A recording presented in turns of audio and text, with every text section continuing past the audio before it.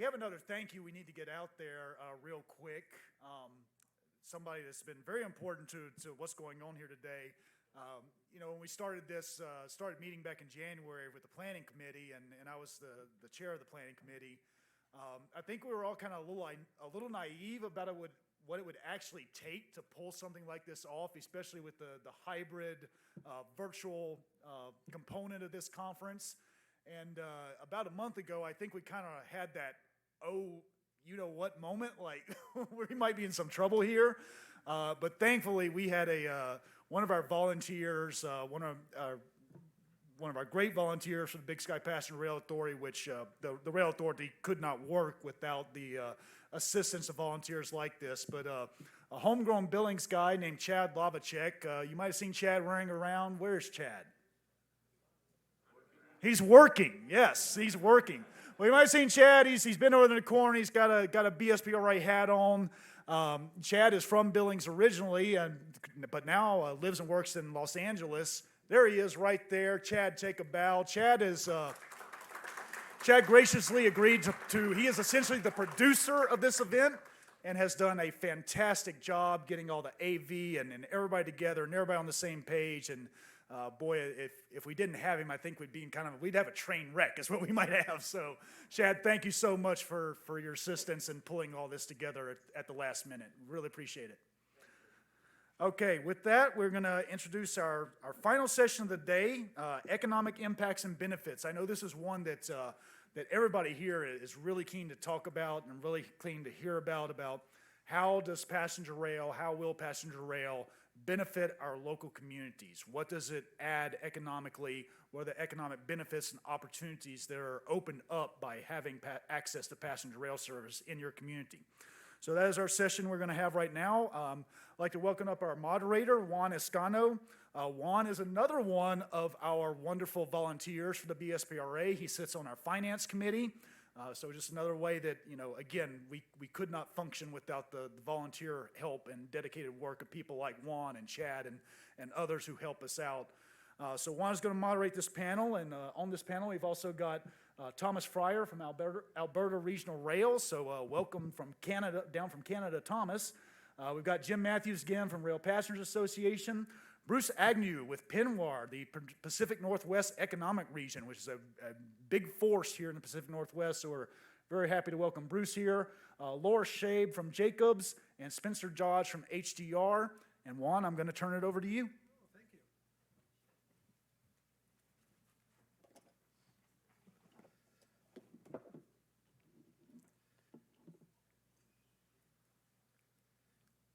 I'm sure that you've heard this potential quote that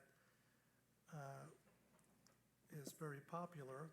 That says, "Go west, young man." But few of us know the second part to that. It says, "And grow up with the country." So we've discussed today a lot of different disparities, issues, and elements how we could make this happen for us. But in reality, this was said in the 1850s, and today, some states like Montana, we go without. We have elderly that cannot reach, or it becomes very difficult for them to gain access to health care in our major cities. We have disparities occurring definitely with people of color and tribal people as well. And so this continues to occur. It continues to aggravate our brain drain and impact and cause for us to be underperforming in our economy. My name is Juan Escano. I am the former city planner for the city of Polson. I've had the privilege to develop a lot of rail in different parts of the world. And I'll be moderating this particular component that is for us called economic impacts and benefits. What we're going to do slightly different with our panel is we're going to peel back that onion. We are going to specifically speak about the numbers, the whys, and the cost benefits between let's build more roads versus let's build rail. So we have those numbers. We want to share those with you. We want to have a lively discussion with the panel members. But also, I'm gonna come around and I'm gonna have my Oprah moment, and I'm gonna have you comment, have you share with us what are your thoughts regarding these potential numbers and potential benefits that we could derive as a group. So with that said, I'm gonna have Thomas come up here and present our first slide, our first PowerPoint.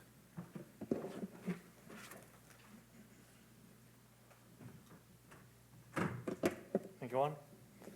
The slides.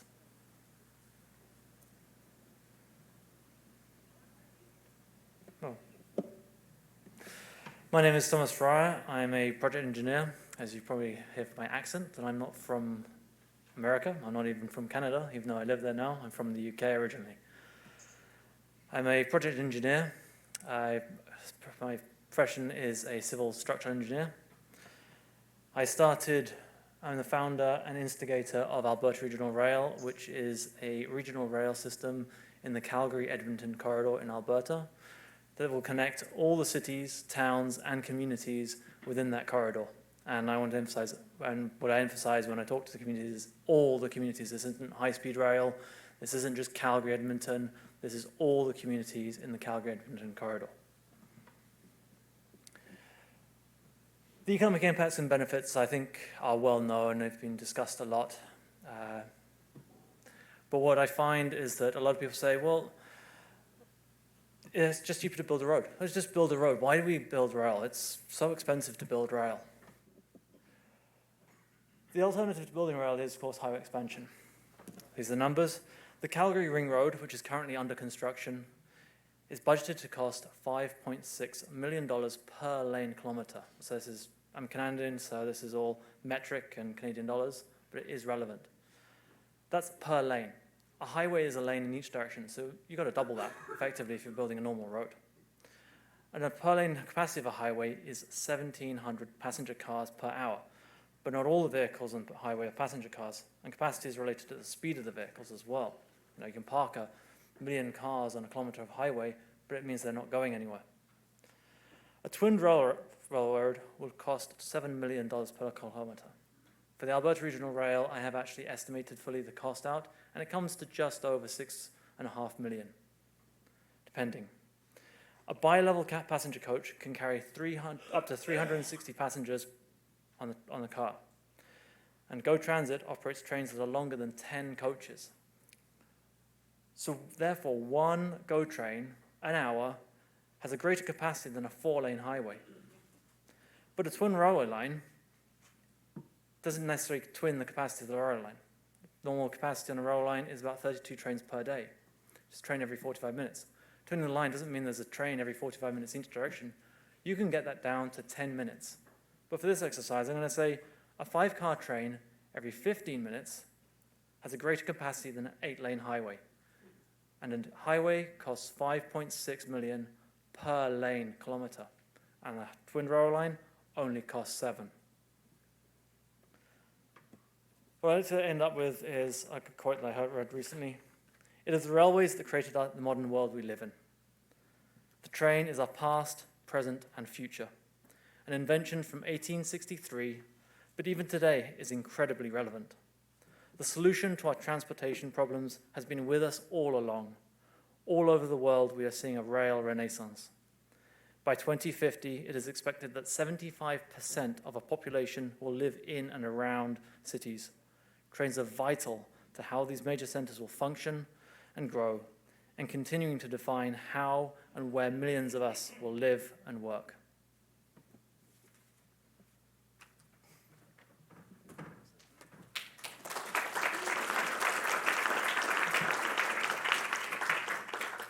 So there are the numbers.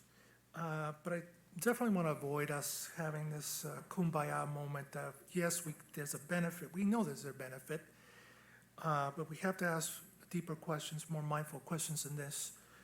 And so that with this, I'd like to actually turn it to the panel, but I'll have them introduce themselves, explain to you their expertise, and leave them with this question. What is it that we're facing? What is the big lift that we're going to have to do as a group to get this done? Yes.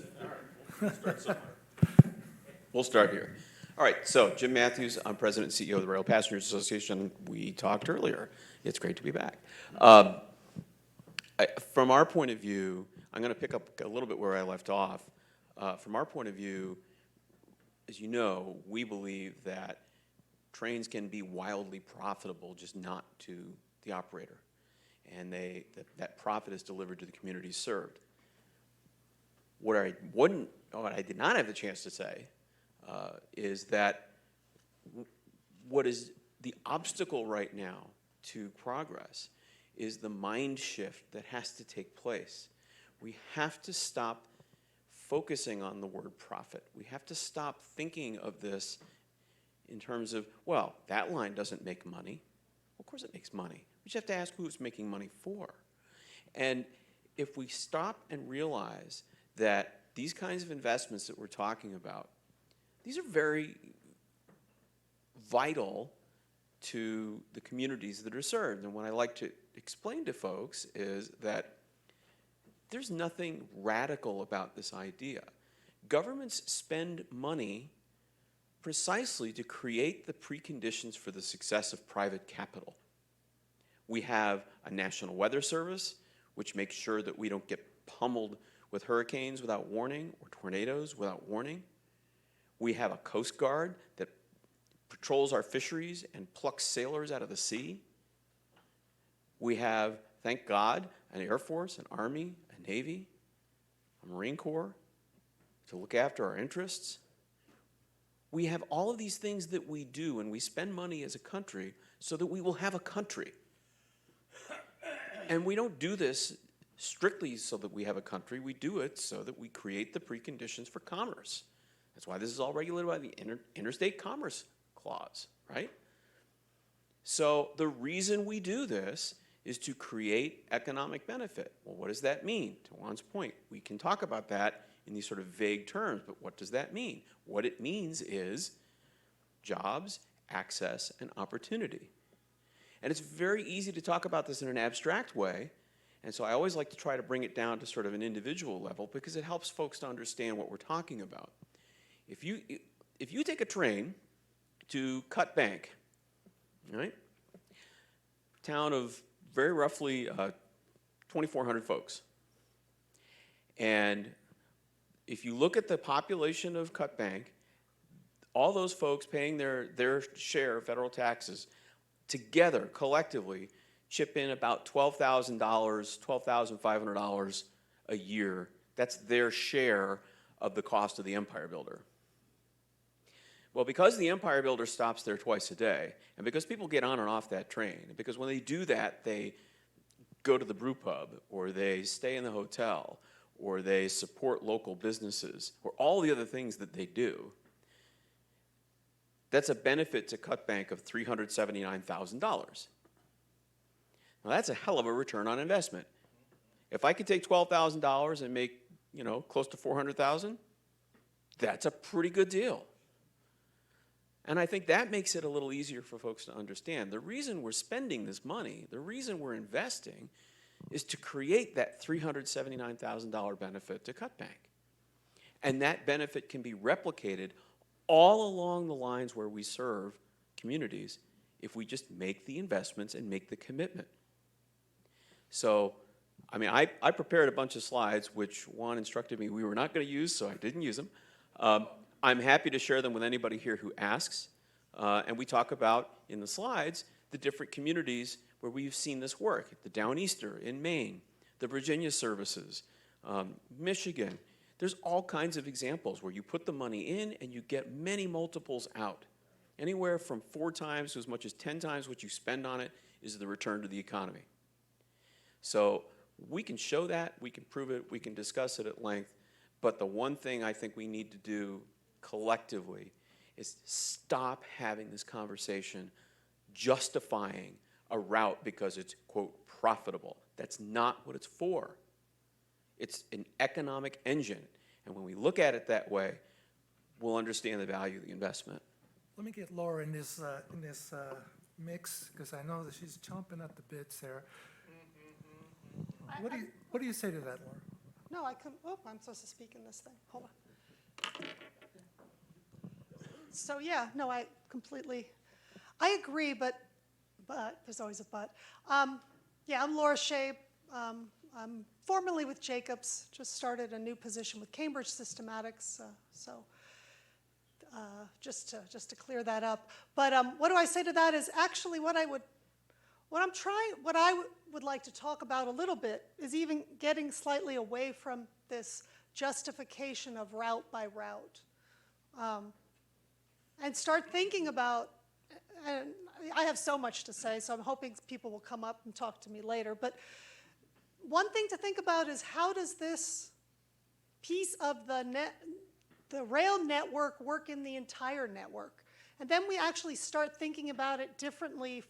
I want to pull it even out further from benefiting certain communities over other communities, because that's not really what the rail system is for. So I guess I don't disagree, but that's how you sell it to each community. But really, the idea is how am I connecting or making multiple connections to many communities and new trips that wouldn't be possible. The woman that spoke earlier, I wrote that down. That's exactly what we have trouble capturing in our current models. We like to call it induced demand. But there are new trips that are even hard to capture in a survey, right? And that's what an integrated network will get you, and then it becomes a national economic development. So or even maybe better, because we're here, a regional one. And what I'd also like to add, and I don't know if John Robert is here, and he put it very well, each region has different needs. So and we're calling this, instead of rural here in Montana, frontier economies, which I found fascinating, because that is probably a different driver. And now, of course, I'm giving you a lot of information all at once. But what I was trying to talk about is how do we put this up as its own paradigm? What I do a lot of, and I mentioned this before, I do a lot of business case analysis and benefit cost, and we're always comparing it with roads, or maybe with airlines. But if you know anything about, there's a great book called Linked, maybe a lot of you have read it, and it talks about the randomness of the highway network, which is, you build a lot of roads, a lot of randomness happens, there's millions of nodes, they're all equal. And then something called, the airline, which is a scale-free network, but just so you can, and I wish I'd put the slide up now, but it's more of these lots of nodes in a certain place, and it makes different things happen, right? You're connecting different pairs there, as opposed to a road, which is considered a random network. Rail, which they didn't talk about in Linked, is in between. There's an opportunity there to start thinking about this kind of transportation, and they do this in Germany already, so it's not brand new, but a different way to link the country together for the benefit of single communities and also regions, so that you can reflect the economies, because I think the economy of certain Montana towns is going to be way different. I'm from the East Coast. We know how to do it there, but it's different here. You need different kinds of connections and different trip purposes. So I have answered no questions. I've just tried to make you think slightly differently than the usual way of thinking about the economy. I'm hoping, come talk to me, I'll explain it some more. It's probably a 1-hour talk. So thank you. So I'm getting from this that then, and I want to give this one to Spencer, that there's an element here of, we got a little bit of work to do as far as mindset, to really shift this mindset, this paradigm of what we normally accept as, this is what it's going to be. It's going to be road forever, and we are going to ultimately wind up a sprawl and be like another LA as far as roadways and highways. Spencer, what do you say to that? I think you're queuing me up for something I said earlier. And a point I like to make often is that if we could build ourselves out of congestion, Los Angeles would have done that already. Dallas would have done that already. But we have massive highways through there, and they're just as congested as they were. And so what I think we should take away from this is that we've got to kind of change the way we approach the conversation. We've got lots of data on the economic impacts. But what the rest of the country sometimes fails to see are the very real human stories that are behind the reasons. Our rural communities are not like our urban communities. Our access to healthcare, our access to education is different. And so we have to speak about that in a different way. I think if we can focus more on the qualitative aspect of this, and this has been talked about all day, whether it's quality of life in Cut Bank, whether it's the impacts on tribal communities as well. I think if we can kind of shift away from, well, this is the dollar amount that it's going to affect, we can come up with those. There's economists and mathematicians who are way smarter than me who can do that. But what we really need to stress to the rest of the country is that, hey, the world we live in is slightly different than the world you live in. And this is why we need these rail systems. If you look at the demographics and the way they're shifting in rural communities, we're getting older. Our young folks are leaving to go to urban centers. Why are they doing that? Well, it's access to healthcare. It's access to education. And so if we can kind of approach this in a different mindset of, well, we maybe don't need a highway. The younger generations, I'm a millennial. My little sister is a Gen Z. Creates a lot of weird situations for us. But the group that's coming up beneath me, they don't necessarily like cars. Maybe they like cars, but maybe it doesn't make sense for them. So we have to meet our communities where they are. If they're getting older, we need to make sure that we're providing access to healthcare in the ways that are most feasible.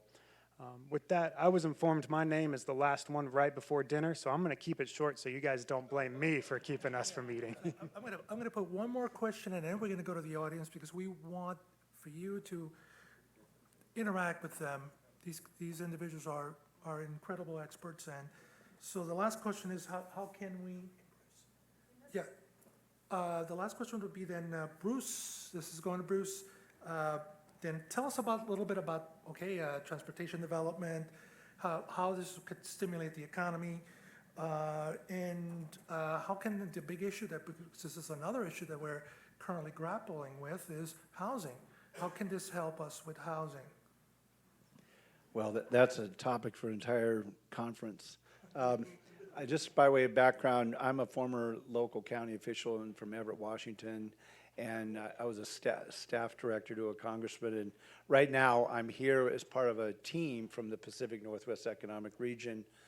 We recently received a Build America Bureau grant for our regional accelerator, and last year we held a session with you all at Big Sky, and next year in our July summit, we would like to have you co-host. We would like to host your session in Boise, Idaho, so that invitation is out there. PNWER is a public-private partnerships of 5 Northwest states, Alaska, Oregon, Idaho, Montana, and Washington, and 5 Western Canadian provinces and territories. We have been doing rail, all things rail, since 2004. Great Northern Corridor, Rocky Mountaineer, Amtrak, agricultural exports, et cetera. I could give you chapter and verse of the economic benefits to a robust health system or rail system. But I would like us to focus. I think we've heard all about the economic benefits. I don't think anybody doesn't understand that.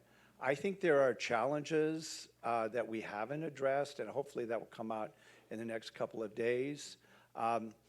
And there are opportunities. On challenges, there's a big political challenge. We're getting skunked back in Washington, D.C. We need Western governors, we need state rail caucuses, we need bipartisan red, blue, purple congressional caucuses to get our fair share of funding. I think John Robert mentioned that. We have some operating challenges. Over the course of rail advocacy, and I've been involved with the Amtrak Cascade since 1995, it's clear that you have to, if you want to promote passenger rail, you have to understand how railroads operate in the real world. I mean, they have questions about indemnification in case Amtrak has an accident.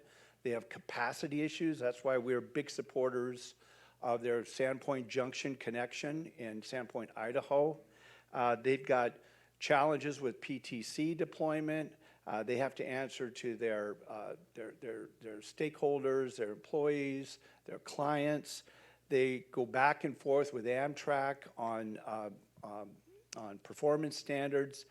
And the thing that really drives me crazy is by federal law, they have to haul oil and gas. It's part of the interstate system.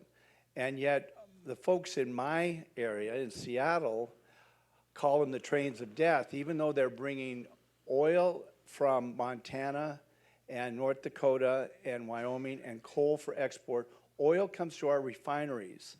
So these same folks that complain about these trains of death are the same people that go to SeaTac Airport and fly on jets from fuel that's refined in Skagit and Whatcom County. So we've got a political challenge to understand how railroads work. If they're economically, if they're working, they'll be more open for passenger rail service. And I would also suggest, I want to point out Ron Pate from Washington DOT.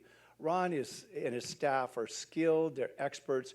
They have done a magnificent job with the Amtrak Cascade. You want to talk about economic benefits. This is a program that started in 1995. It resulted in resumption of service to Canada that was discontinued in 1981. They have incredible ridership. They have a return on fare box of 60%. Our transit agencies, our state, are 5 to 15%. They have incredible on-time performance. And so I hope in our next session we can dissect what's made the Amtrak Cascade so successful, because it's resulted in our state, Washington state taxpayers, since 1995, invested $2 billion in grade separation projects, in extra trackage, in partnerships with transit, $2 billion. And that's why we have a good rail service. So their economic benefits have to be understood in the political context of what works for the railroad. And I'll end with a comment by Matt Rose, former BNSF CEO at our conference in 2015 in Big Sky. He talked about the FAST corridor, which focused on freight and the ports of Seattle, Tacoma, and Everett. That was a collaboration, and that's before all this big money came to play, to put grade separation projects in and allow rail yards to expand and all kinds of things. $658 million that made freight and the passenger trains flow through that congested metropolitan area much more smoothly. And he wished that rather than peanut buttering the 2009 high-speed rail money that was done years ago, that we would expand that collaboration with the freight railroads and the agricultural interests and the mining folks all along the northern tier, what we call the Great Northern Corridor, to make it, to magnify those economic benefits, to move people that we've talked about all day, but also, you know, provide better access for farmers and mining companies to international markets. So it needs to be a win-win, and I think we can do that in the Great Northwest. Well, thank you. Let's expand this and then put it out to the audience to see what questions.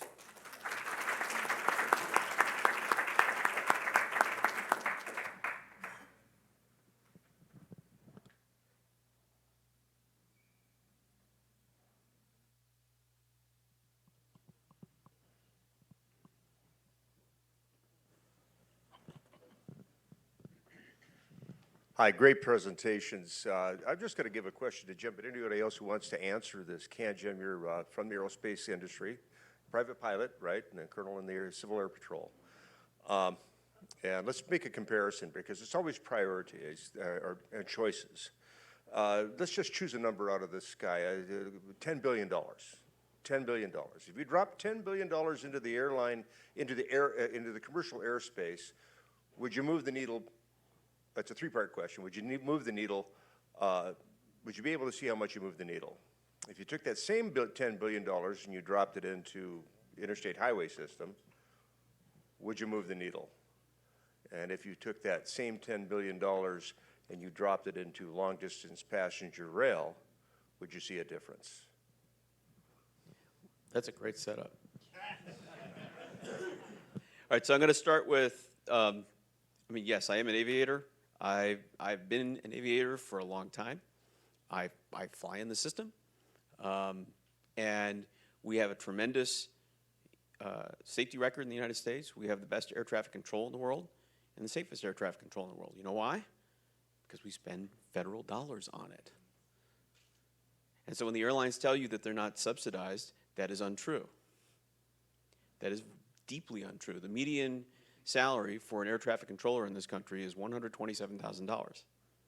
Median.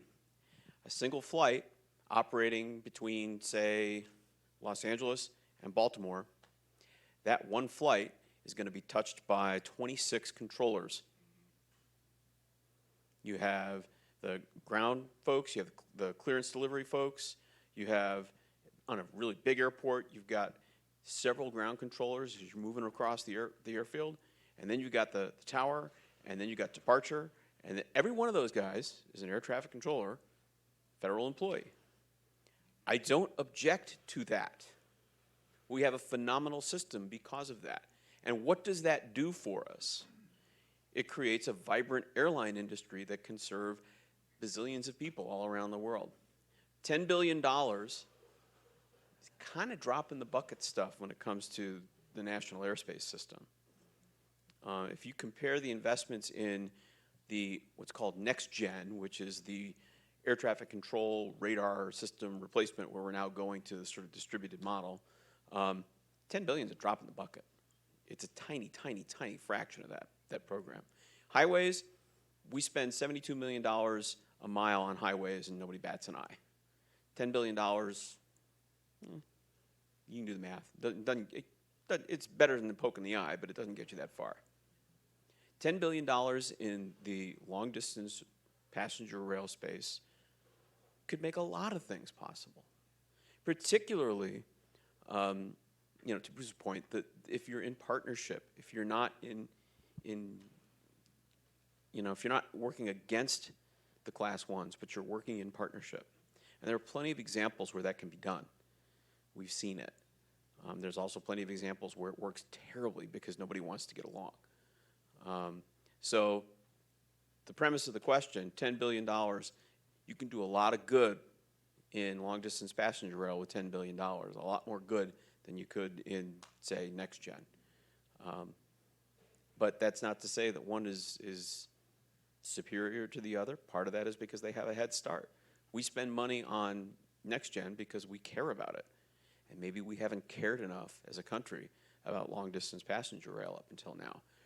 And we just fixed that in this last Congress. So now it's up to us to make sure it gets spent right. Anybody else want to?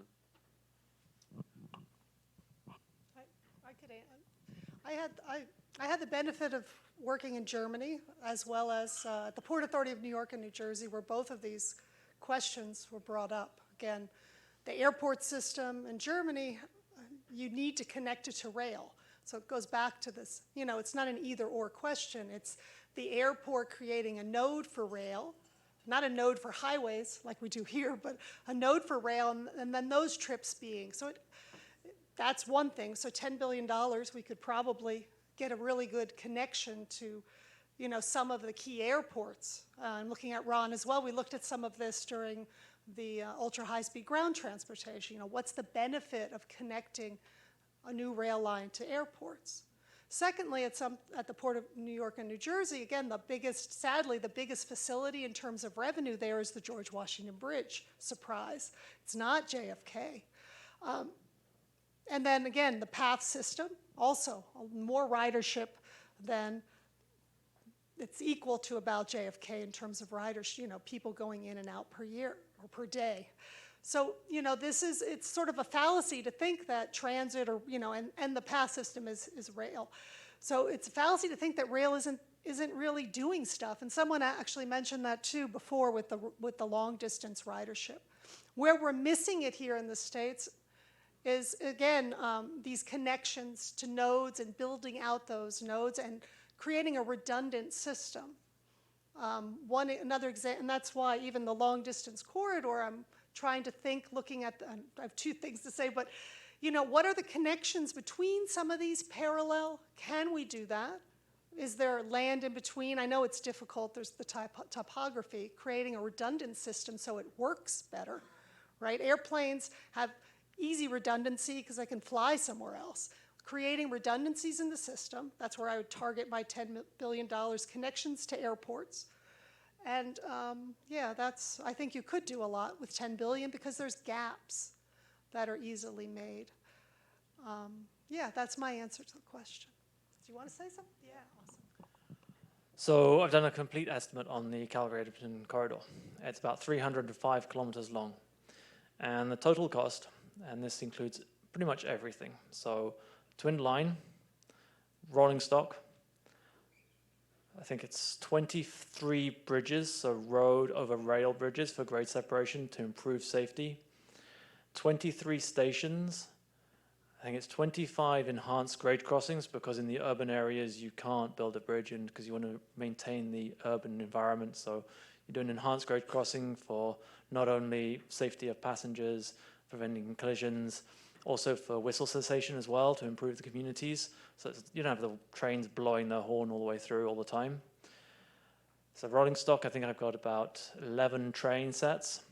It's about $2.9 billion. That's Canadian dollars. So that's how much. That's 305 kilometers fully twinned. Stations in Edmonton, stations in Calgary, 23 stations in total. On the long-term plan for the Calgary metropolitan region, there's something called the Airdrie bypass. It's to take the congestion of the QE2, which runs the corridor, around Airdrie to prevent the congestion through Airdrie. It's about 25 kilometers long. It's estimated to cost $15 billion. The Southwest Calgary Ring Road costs $7 billion. So this is what you can do with rail. And you build it freight compatible. As I said before, twinning the line, it doesn't double the capacity, because that would mean there's a train every 45 minutes in either direction. You can get that down to 10 minutes. How many trains is that a day? 240? I got various different calculations, and I think one is at 288 trains a day. 288 from 32 to 288. That's 8 times the capacity. With enhancing the rail lines, you can make the trains faster. So not only do the freight trains have to run at 90 kilometers an hour, they can up their speed to 110. So you get faster movements of the freight. Safer as well, because you're going to eliminate all the grade crossings. So there's no more at-grade crossing collisions, delaying the freight. So it's not only benefit to passengers, there's also a commercial element as well. It means that markets are more interconnected and more accessible. You can get, we do the Red Deer region building an economic center. They can then get access to their markets, to the Pacific Coast, a lot quicker, a lot safer, and they have other markets down into the United States as well. It opens up a lot more commerce for the economic regions. Doesn't help, it's not just passengers. Yes, it helps passengers get to their medical appointments, but there's a business element as well that allows more development of the economics. Okay, I think we have another question here. Just as a follow-on to the comment by Jim Mathews about profit, when the Intercontinental Railroad was proposed by Abraham Lincoln and followed on by President Andrew Johnson, the federal government gave millions of acres to the railroads to build this Intercontinental Railroad. So profit was not then a motive. And that point was emphasized this morning by the statement by the governor of North Carolina. So I would say that for those who, from a historical perspective, and for those who are concerned about original intent of our founding fathers, profit was not a motive in establishing the Intercontinental Railroad. And I think we could, take that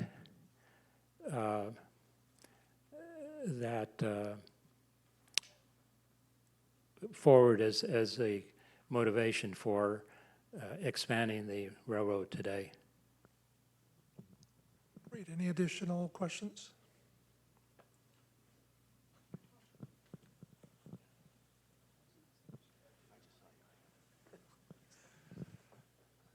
So Stephen Hunt, City of Boise, I live in Boise, I work for Valley Regional Transit, the transit agency in Ada and Canyon County.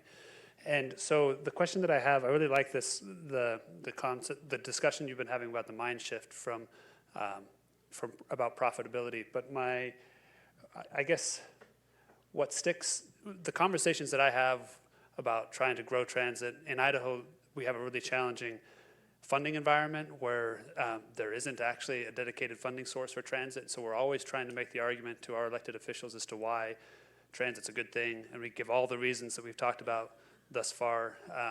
And the issue is that they don't disagree. They just have other things to do with money. And so I guess my question or comment is, are there examples where beyond just making the mind shift about moving away from profitability, what do we need to do to create a cycle of revenue that can go towards supporting the creation of the rail systems or transportation systems we need? Because I think one of the reasons that roads work is because I know it's not all paid for from the gas funds, but there is a really direct kind of revenue stream that's built into how we build roads. And what's your ideas about how can we capture a lot of the revenue from the benefits that rail can bring or transit can bring to communities? The situation in Idaho is completely different from the situation in Washington State, where the transit advocates, both urban and rural, are very powerful. The transit agencies in Washington State, 12 or 15 of them or so, they collect $33 billion. And the state DOT budget, I think, Ron, is around 5 or, you know. So in our state, it's not a matter of money. The challenge we have is the demographics, because there's transit districts that are old county transit districts, and yet people are living further out, whether they're working remote or whether they can't afford affordable housing in Seattle or Bellevue. So if you don't have a healthy inner city regional transit system, and we do in our region, we have Sound Transit, which runs Sounder on the Amtrak Cascades route. If you don't have that, people can't get there. We have folks in Bellingham that need to go to a hospital in Seattle. They can pay a lot of money for Uber or Lyft, or they can switch transit buses 3 times in the middle of the night to get down to Seattle, or they could take the train, which is comfortable and easy. So I suggest that blending transit funding with inner city rail funding can be a very powerful political coalition. And then the other thing is public-private partnerships. I just mentioned Uber and Lyft. Our transit agencies are finding that it's better to put their resources into high-capacity transit and leave the so-called arteries of the system, leave the capillaries to human service organizations or Uber or Lyft or contracted services that are on demand that allow you to get to that transit center or that rail station any time of the day, not the fixed bus local service, but any time of the day.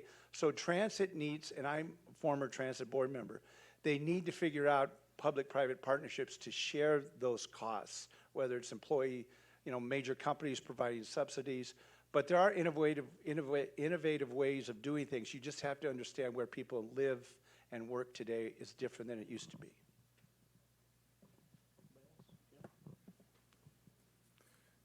I think we could have another opportunity for any additional questions. If not, we'll just leave it with the panel and have them share their last thoughts. There's a question over there.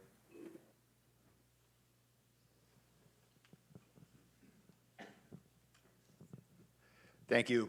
My name is Jeff Broderick, and I'm an urban planner in Oregon and Washington.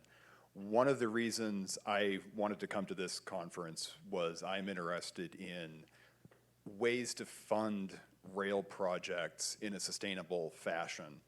I know that there's been a tremendous amount of money put toward rail in the last year or two, to the point where I have concerns about how is Amtrak going to be able to efficiently spend this money. And we've kind of touched on some of these topics, but I would like to get some ideas or from the panel what your long-term ideas are for sustainable funding models for passenger, not just capital projects, but also operating funds on a long-term basis. This is assuming after all of the recent money has been spent. So this is like 10, 15, 20 years down the line. Yeah, I'll start here. I think that before we can even get to that conversation, we have to have a system that needs to have operations, right? So I think to kick things off, right, we need to figure out how can we leverage federal dollars for rural areas. I would follow then, I really don't know if we need to come up with sustainable ways to fund this. If you look at whether it's the interstate highway system, that's, like we mentioned, the gas tax doesn't pay for that. That's not a sustainable funding source. Most airports have some level of subsidy behind them, so that's also not a sustainable revenue source. And so, again, we need to change the paradigm of how we talk about this. This is a service, right? It's not necessarily a profitable business. The U.S. Postal Service was created as a service, not necessarily as a private corporate entity. And so, you know, I'm not answering your question because I'm not sure I necessarily feel like the question is fair to a transportation system. I could add something to that. Oops, just one more.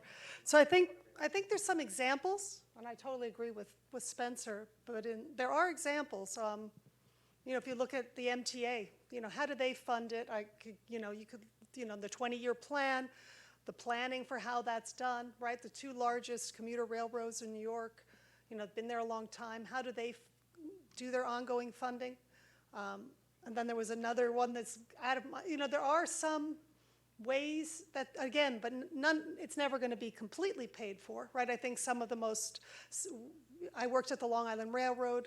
There were branches that were 80% paid for by the fare box revenue, but all these examples that I could give you about other agencies and how they do it still it's not applicable to the Montana example. So I think that's the most important thing. There's not one way to do it. And you had a follow-up to what I was. I may not have been clear in what I was saying, but when I'm saying sustainable funding model, I'm not talking about that it is turning a profit. Okay. Operating funds. I'm looking at this as, let's say we get through this large amount of funding recently and receive about spent. Right.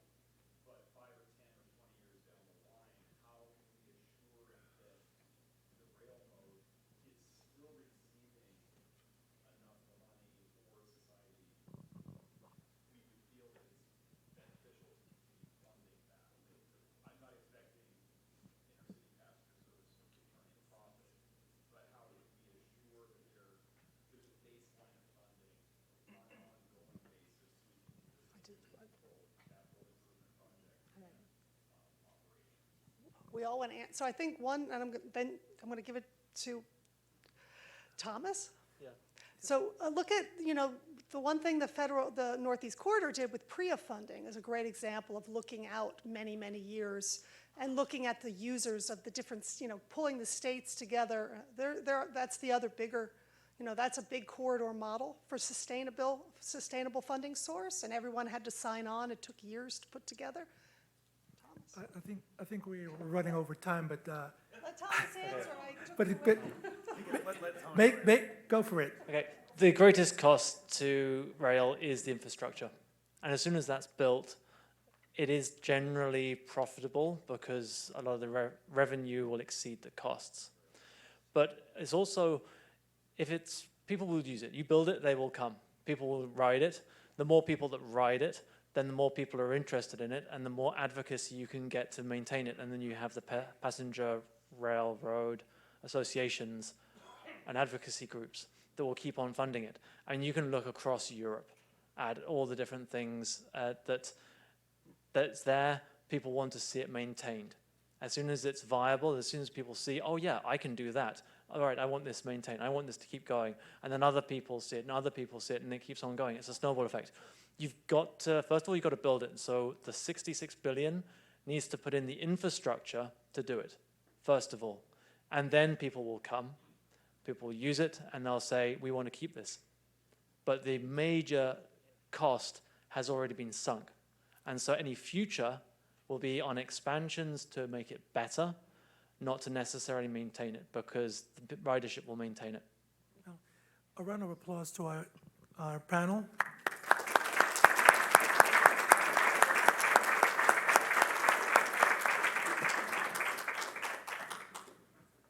All right, yes. Thank you, Juan. Thank you, Thomas. Thank you, Laura. Thank you, Bruce. Thank you, Spencer. Thank you, Jim. Appreciate your time. All right, everybody. Well, that concludes our panel sessions for day one.